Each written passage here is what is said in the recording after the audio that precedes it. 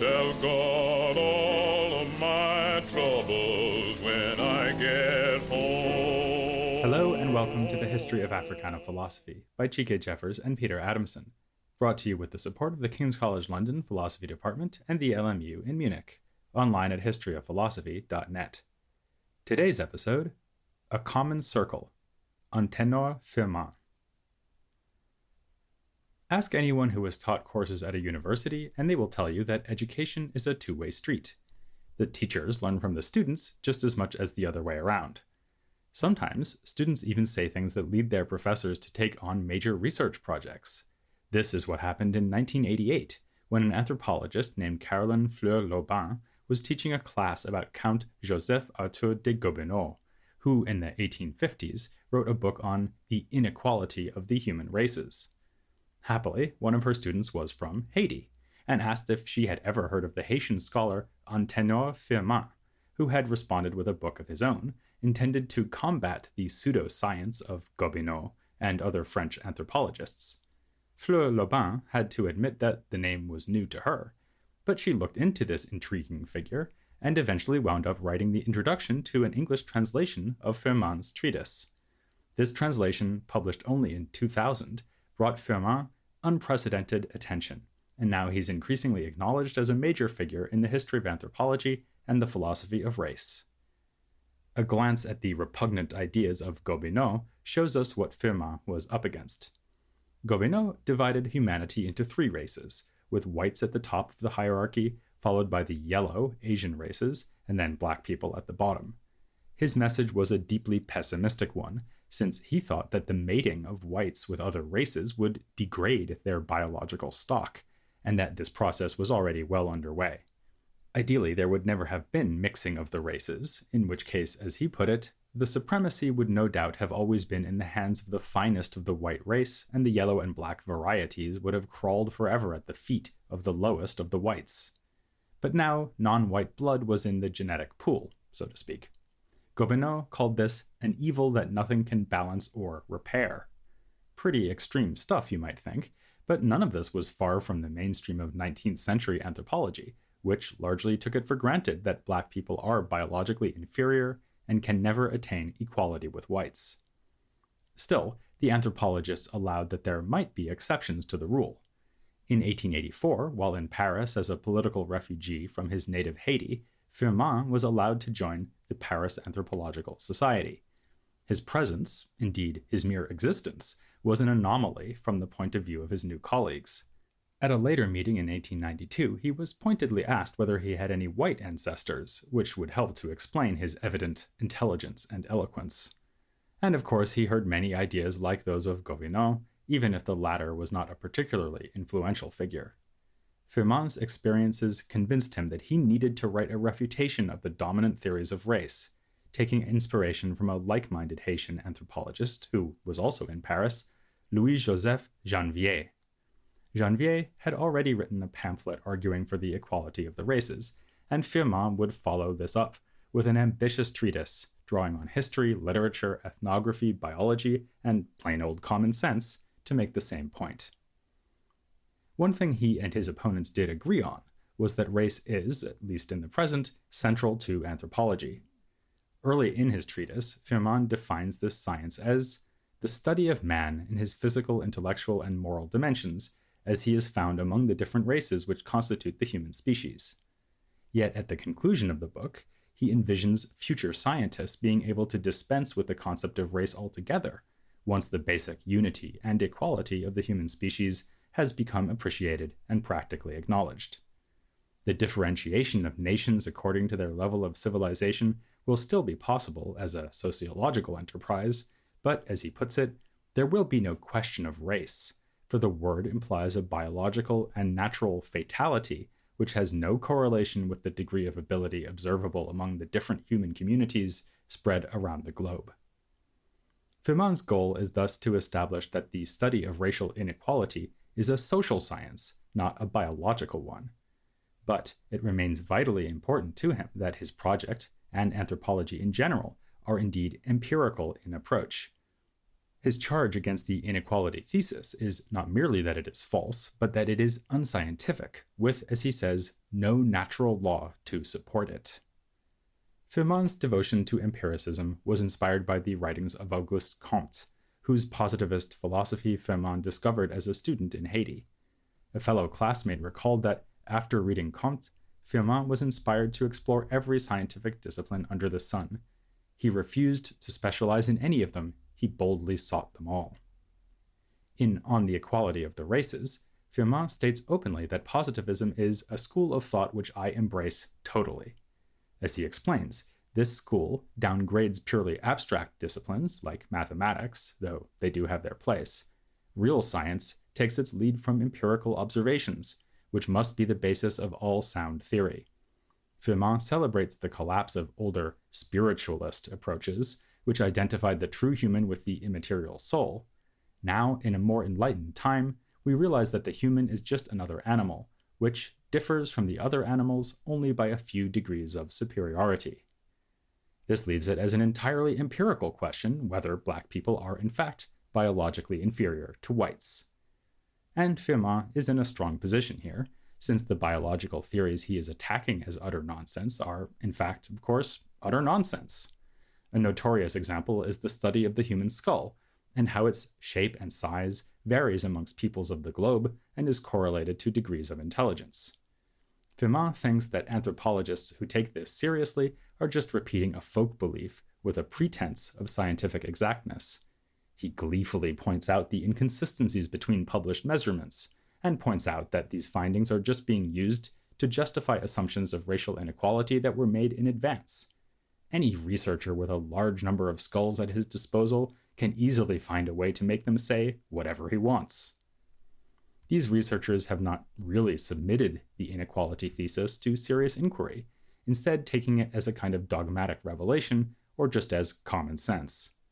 It is, to use a phrase that for a positivist like Firmin is something close to an obscenity, a priori, in other words, taken for granted without evidence. As he complains, these scientists concluded without any study that what they saw, or what they were told must be, was consistent with the natural order.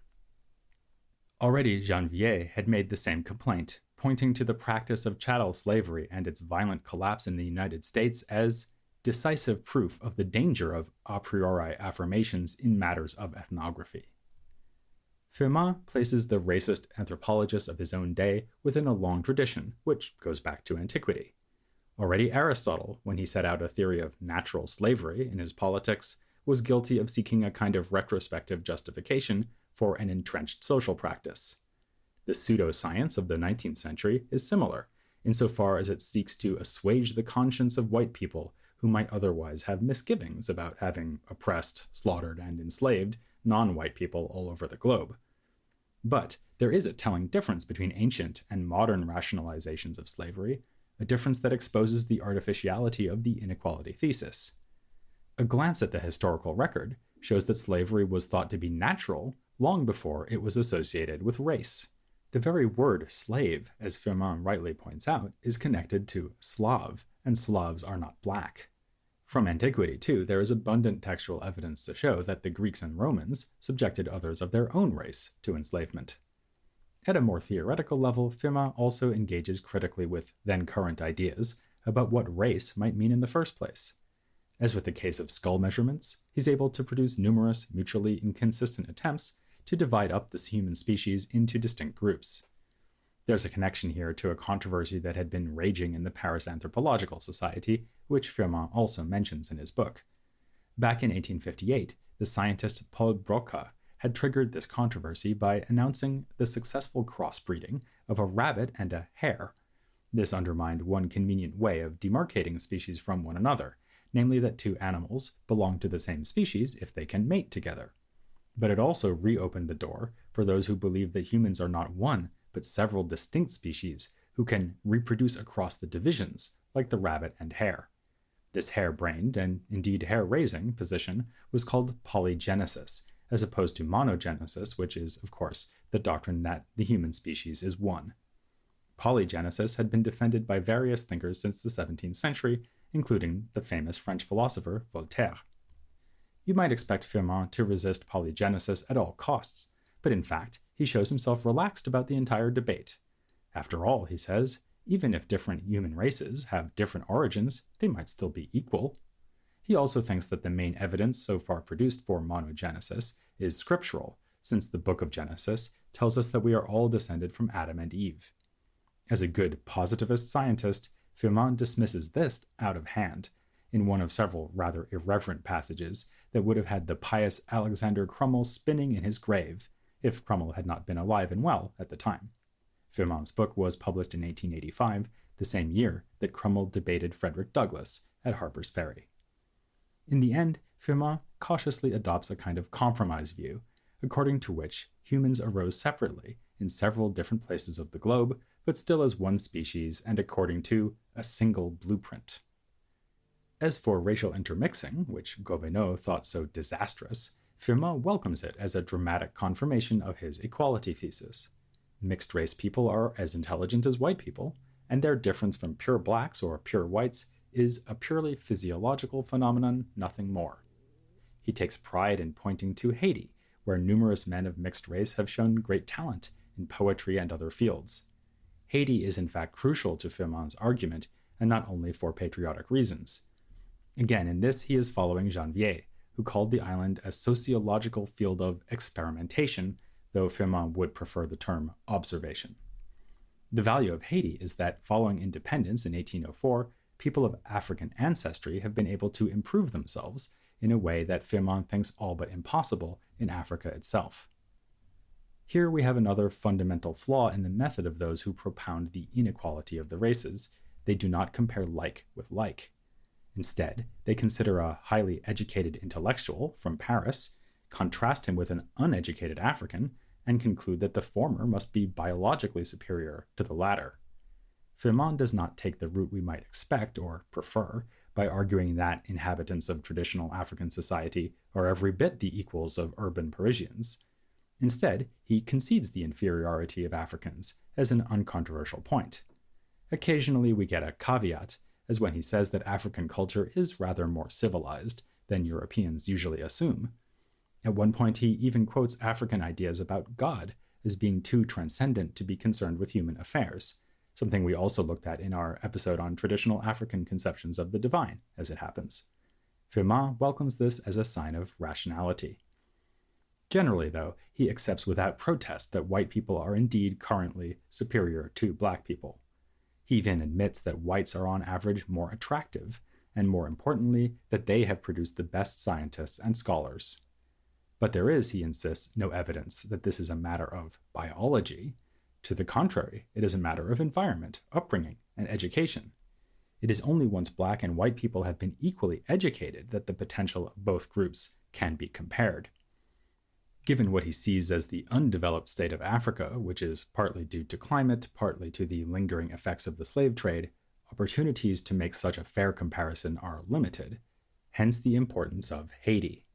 Through their exposure to the values of the Enlightenment, French literature, and so on, Haitians have already made huge strides in catching up with the white race, which Firmin takes already to have journeyed along a progressive path which all the other human groups must follow. Talented Haitians have been able to rise to the level of whites, to the point that they can hardly be distinguished from whites. So in a preface he wrote to the poetry of a black poet named Paul Lochade, he asked, "Can one ever notice the strong dose of African blood that flows in his veins?" This is apt to strike us as a more unattractive side of Firmin's thought. He may have been less religious than Crummell, but he arguably shared with Crummell the notion that black people could only advance by adopting the values and knowledge of white culture. Firmin thinks this is simply obvious. He writes, "Backward peoples need to come into contact with more advanced peoples in order to progress." Firmin is consistent enough about this that he also applies the idea to the difference between the two sexes. This is not a topic that comes up often in his book, which is, of course, about racial inequality, not gender inequality. In fact, during his discussion of brain size, he dismisses female brains as irrelevant. But later on, he adds in a striking passage, "Does not civilization always tend to cause men and women to become equal and achieve the same qualities?" And of course, his whole argument could easily be adapted to show that claims of female inferiority are as poorly founded as claims of racial inferiority. Disappointingly, Firmin doesn't seem to have drawn that conclusion himself. This emerges from a passage where he's attacking Clémence Royer, who produced the French translation of Darwin's Origin of Species. He says that she is a learned woman, but a woman nonetheless. There are problems of such complexity that they can be properly studied only by men. But Firmin does add, in explanation of this obnoxious remark, only men, because of their particular education and their temperament as males, can see these problems from every angle. If the reference to temperament suggests natural inferiority on the part of women, the part about particular education holds out the prospect that equal education might put women on a more equal footing with men.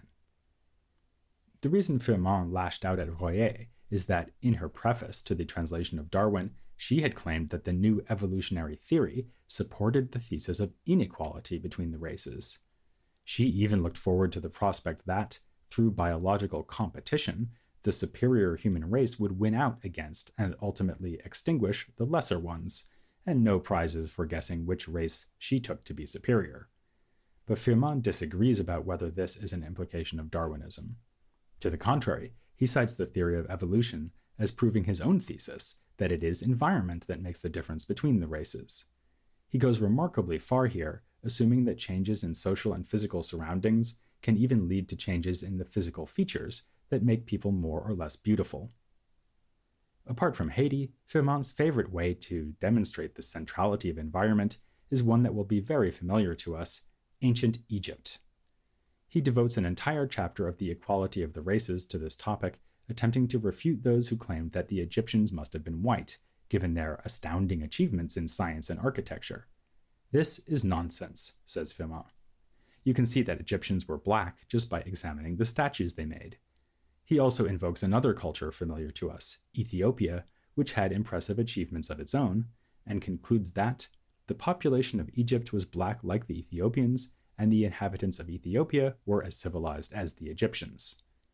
Like many other 19th century Africana thinkers, he also stresses the debt owed to Egypt by Greek and Roman philosophy and science. So you might say that for Firmin, white people are further along the path of progress than any other group, but only because they were given an initial push by black people. Yet along with these arguments about African sources of wisdom and the great potential of all who have African ancestry, Firmin, in the very same context, repeats his negative assessment of the Africans of his own day, taking recourse to, of all things, the measurements taken of skulls. Though he has discredited this method elsewhere in the book, he here notes that comparison of ancient Egyptian skulls to those of modern-day Africans reflects the fact that the latter have now fallen into barbarism. Given his naming of Haiti as the best example of a society where black people have achieved progress, and the way he values his countrymen's ability to participate in French intellectual and artistic culture, Firmin clearly represents an elitist form of Haitian nationalism. In this respect, we might compare him to other figures of the contemporary Haitian scene, like Demesva Delorme. Delorme's magnum opus, The Theoreticians in Power, asks whether any social order can be successful without empowering intellectuals. The question is pursued through the depiction of a dialogue between two Haitians concerning the thoughts of luminaries from ancient Greece, ancient Rome, and Enlightenment France. Like Delorme, who was a government minister, Firmin was no armchair philosopher. He acted on his ideas about progress in Haiti by getting involved in the political life of the island. After his years in Paris refuting racist anthropological theories, we find him back in Haiti as of 1887. In 1891, he was serving as Minister of Finance and Foreign Affairs when none other than Frederick Douglass turned up in his role as American ambassador. Firmin must have been thrilled. He had cited Douglass in Equality of the Races as an outstanding mind, and quoted at length from the famous scene in which Douglass described the vicious slave driver Covey. The two got on well, perhaps too well, since they were accused of making secret agreements rather than looking after their respective national interests. Both wound up losing their positions. But Firmin tried again. In 1902, he led a political movement in Haiti that sparked a full-blown civil war. His side lost, and he fled the island, never to return, though another Firminist insurgency flared up in 1910 before being put down again. He spent his later years in exile on the island of St. Thomas, the same island where Edward Blyden was born and raised. There, Firmin wrote another major work, The Letters of St. Thomas, in which he argues for a Caribbean-wide coalition that would unite the interests of the region.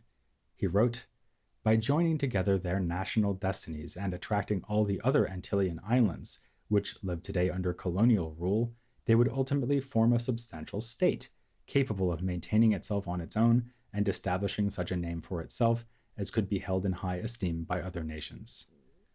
An important plank in his platform was the encouragement of foreign investment in Haiti and the rest of the Caribbean.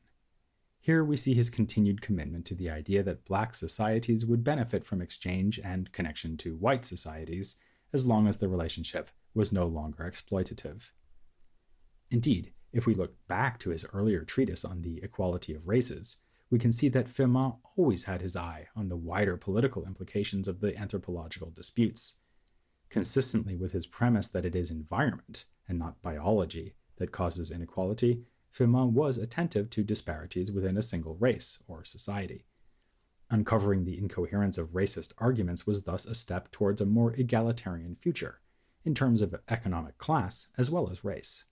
As he wrote, "Recognition of the equality of the races entails a definitive recognition of the equality of all social classes in every nation of the world.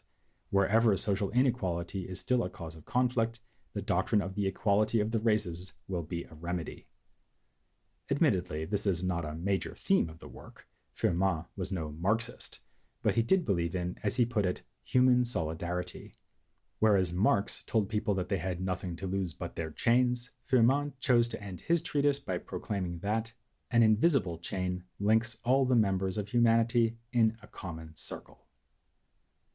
We've placed Firmin here in our series of podcasts as a late 19th century figure because of the date of his most important work on the equality of the races. But Firmin's Letters of St. Thomas were published in 1910, and he did not die until 1911, the same year that Janvier died, as it happens. So we might instead think of him as a transitional figure between the 19th and 20th centuries. In fact, he attended an event which marks that transition better than any other, as one of two Haitian representatives at the 1900 Pan-African Congress in London. We'll be meeting other delegates to that Congress in due course, among them W.E.B. Du Bois. But we're not ready to leave the late 19th century yet, or indeed to leave the Caribbean. Next time, we'll be meeting the Trinidadian authors J.J. Thomas and Frederick Alexander Durham. The Caribbean coalition envisioned by Firmin did not emerge in historical reality, but by turning our attention from Haiti to Trinidad, we'll be doing our best to recreate it in podcast form here on The History of Africana Philosophy. I'm gonna tell God all of my troubles when I get